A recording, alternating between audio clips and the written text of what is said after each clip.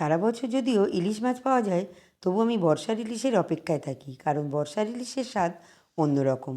আজ আমি বানাবো ভাপা ইলিশ। প্রত্যেকেই কম বেশি ভাপা ইলিশ বানাতে পারেন, তবে আমি যেভাবে বানাই সেটাই আপনাদের সঙ্গে শেয়ার করলাম।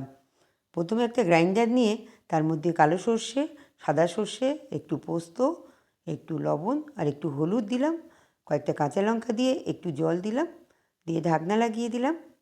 এটা পেস্ট করে নেব।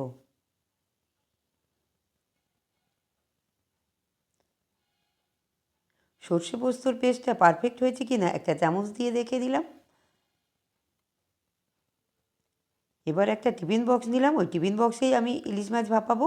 5 পিস ইলিশ মাছ নিয়েছি, তাতে একটু হলুদ দিয়ে দিলাম, একটু লবণ দিলাম, দিয়ে ভালো করে হাত দিয়ে মিশিয়ে নেব। উপর থেকে খানিকটা সর্ষের তেল দিয়ে দিলাম, পোস্ত পেস্ট করাটা দিয়ে দিলাম, আর কয়েকটা চেরা কাঁচা লঙ্কা দিলাম, দিয়ে আবারও ভালো করে এইভাবে মিশিয়ে নেব। ভালো করে মিশিয়ে নিতে হবে। মিশিয়ে নিয়ে 5 মিনিট আমি রেখে দেব। তারপর আবার উপর থেকে খানিকটা সর্ষের তেল দিয়ে ছেঁড়া লঙ্কা দিয়ে দেব, উপর থেকে ঢাকনা দিয়ে দেব। যেহেতু আমি এটা জলের ওপর ভাপাবো না, এটা লবণের ওপর বসিয়ে ভাপাবো, তাই একটা কড়াইতে লবণ দিয়ে দিলাম গরম হতে।